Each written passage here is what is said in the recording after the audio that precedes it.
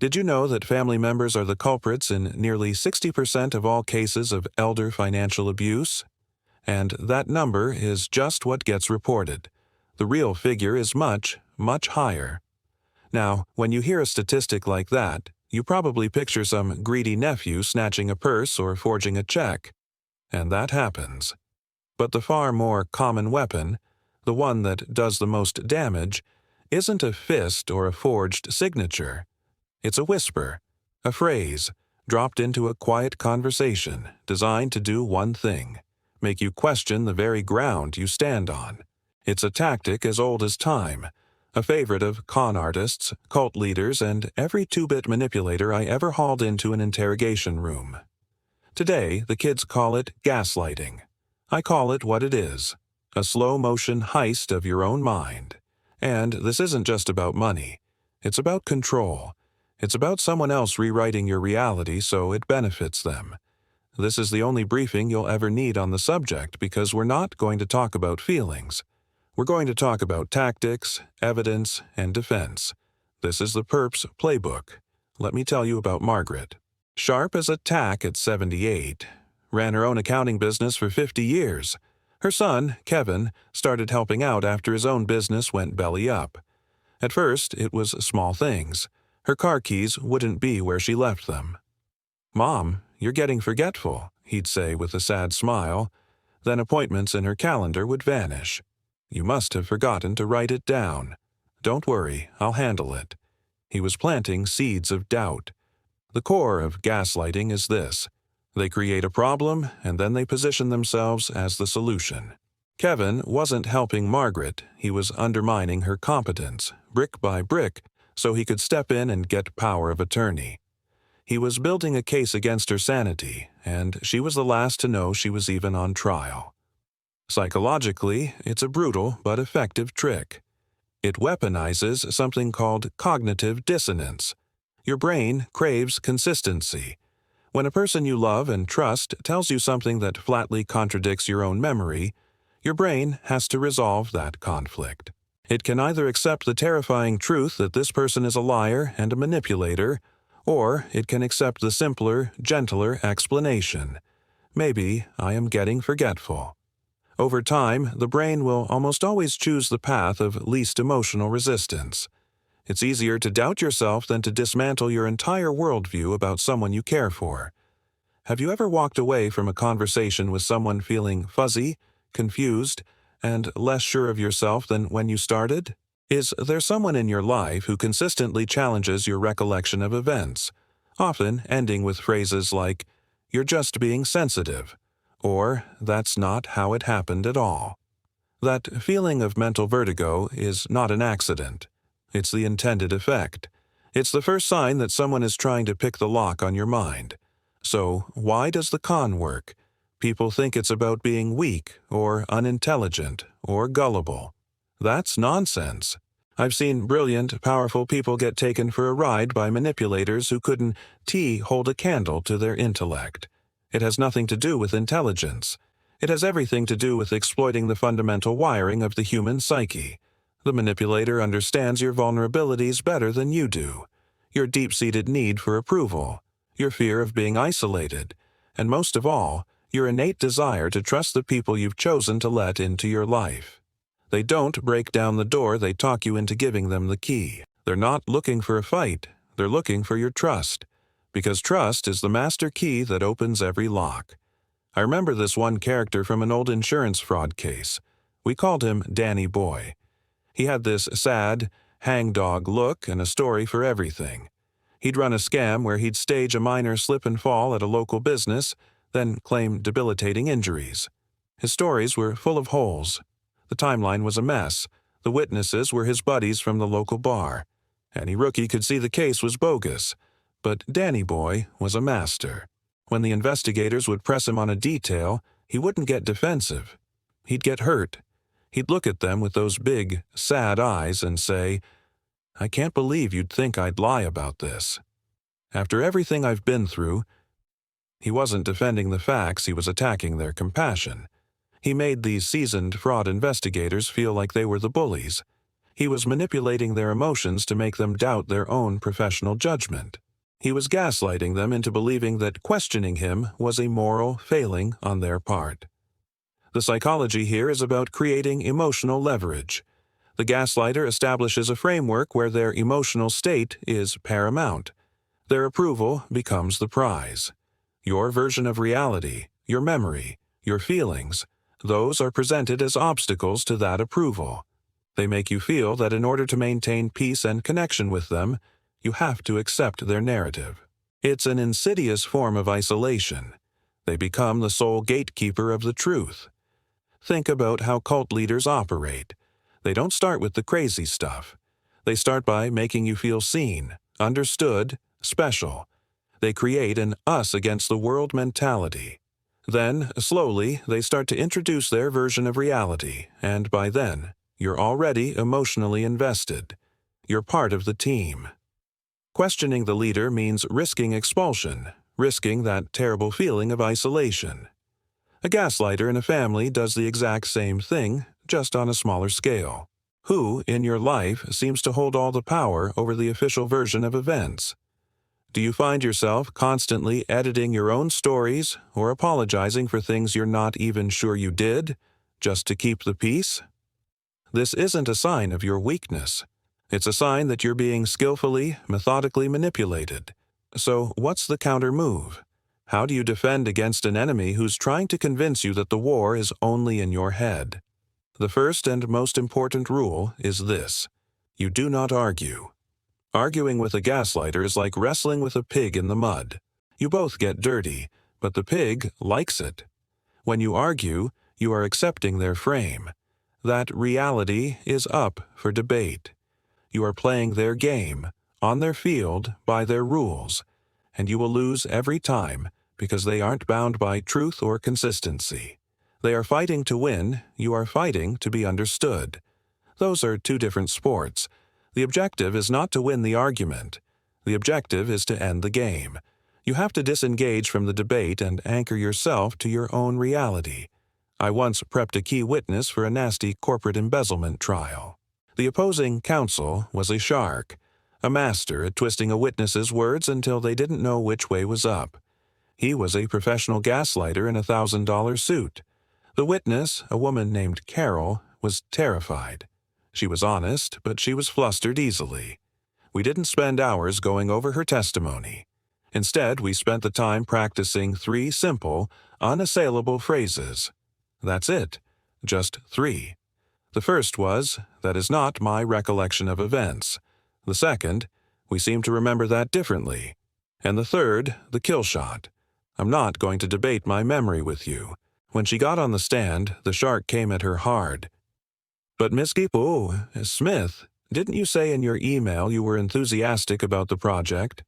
She took a breath and said, "We seem to remember that differently." He tried again. "Are you now saying you weren't enthusiastic?" She looked at the jury, then back at him.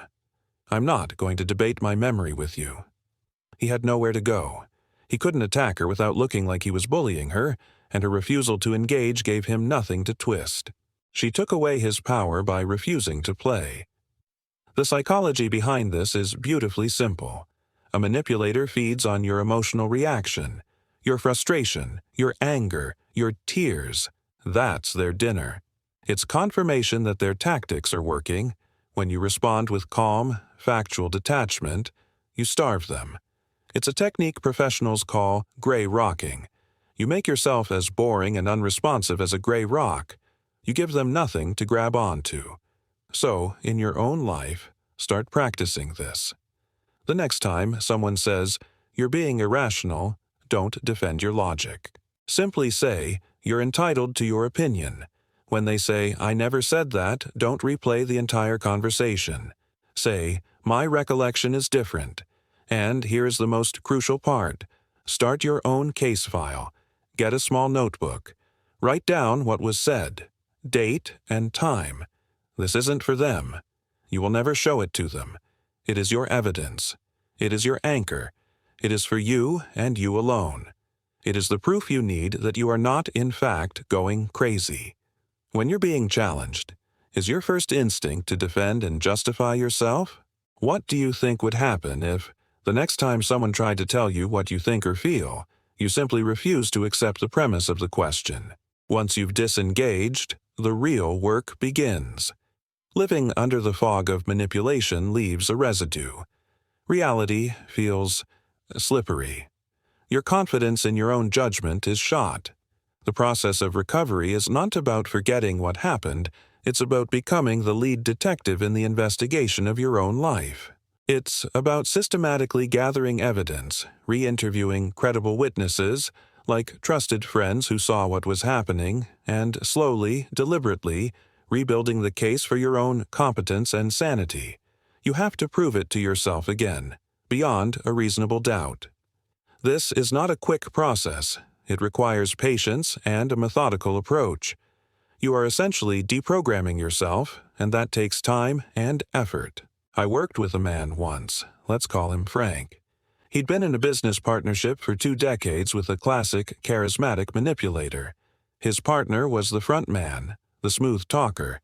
Frank was the quiet, back-office genius who made everything work. But for 20 years, his partner had told him, "You're the brilliant ideas guy, Frank, but thank God you have me, because you're hopeless with the details." Frank believed it. When the partnership finally imploded over the partner's fraud, Frank was a shell of a man. He couldn't make a simple decision without second-guessing himself into paralysis. He truly believed he was incompetent. His recovery didn't start in a therapist's office. It started in a dusty storage unit. I told him to go back and pull the files from their first 5 years in business. I told him to read every email, every memo, every project plan. A week later, he called me, his voice shaking. He said, "Arthur, it was me. I was the one who caught the accounting errors. I was the one who flagged the risky contract terms. It was me. All along. The evidence of his own competence had been there the whole time, filed away in boxes. He just had to be willing to reopen the case. Scientifically, what he was doing was rebuilding his own neural pathways. Chronic gaslighting literally weakens the parts of the brain associated with memory and executive function. You get conditioned to doubt your own inputs. By methodically exposing yourself to objective, undeniable evidence of your competence, you are physically rewiring your brain to trust itself again. You are overriding the faulty programming. You can do this in your own life. Start small. Decide what you're having for lunch and then have it. Don't let yourself waffle. It's a small decision, but it's an exercise in trusting your own judgment. Then, start an evidence log. I don't care if you think it's silly. Get a notebook and every single day, write down one thing you did right. Paid the bills on time. Navigated to a new address without GPS. My gut told me not to trust that sales call, and I was right. These are your exhibits. Exhibit A, B, C. You are building a new case file, and the client is you. What is one piece of solid, undeniable evidence from your past that proves you are a capable, clear-headed person? If you had to present that evidence in a court of your own mind today, what would it be? The final phase is about building an immunity. It's about hardening yourself as a target so that manipulators look at you and decide to move on to easier prey. The best way to win a fight is to see it coming from a mile away and refuse to step into the ring. This isn't about becoming a cynic or being paranoid. It's about becoming a shrewd, dispassionate observer of human behavior. It's about developing a detective's mindset in your own life. You learn to spot the setup long before the con ever begins, because all cons have a similar structure. All manipulators have tells. I used to play in a weekly poker game in the back room of a smoky bar. The pot was never huge, but your pride was on the line. The guys who consistently won weren't the ones who got the best cards. They were the ones who played the players, not the cards. They watched everything. They noticed how a guy would stack his chips when he was bluffing, the way another would get too quiet when he had a monster hand. They were looking for deviations from the baseline. Manipulators in real life have tells just like that. They often engage in something called love bombing. They come on too strong, too fast. They shower you with flattery and tell you you're the most amazing person they've ever met. It feels great, but it's a tactic designed to lower your defenses and make you feel indebted to them. They will subtly try to isolate you. They'll say things like, "Your kids don't really appreciate you the way I do," or "Your friends are holding you back." They create a world that revolves around them, with them as the hero and everyone else as a suspect. A key psychological principle here is the enforcement of boundaries. Think of your personal boundaries as the locks on the doors and windows of your house. A healthy person will walk up to your front door and ring the bell. A manipulator will walk around the entire perimeter, jiggling every doorknob, checking every window, looking for an unlocked entry point. They test your boundaries with small, seemingly insignificant violations. They'll show up unannounced. They'll ask a question that's just a little too personal. They'll ask for a small favor you're not comfortable with. How you respond to these initial tests tells them everything they need to know. If you let the small things slide to be polite, you've just told them your house is open for business. Saying no early, calmly, and without apology to a small boundary test is the most powerful preventative tool you have. In your own life, start paying more attention to people's actions than their words. Do their promises line up with their behavior? How do they treat the waiter, the cashier, the person who has nothing to offer them? That tells you more about their character than 1,000 flattering words. Don't make excuses for people who show you red flags. A detective doesn't make excuses for a suspect they note down the facts. Be the detective. Think about the last time your gut instinct screamed at you that something was wrong with a person or a situation. Did you listen to it, or did you rationalize it away? What is one personal boundary in your life that is absolutely non-negotiable? A line you will not allow anyone to cross no matter how much you like them. Define it. Defend it. It's the best alarm system you'll ever own.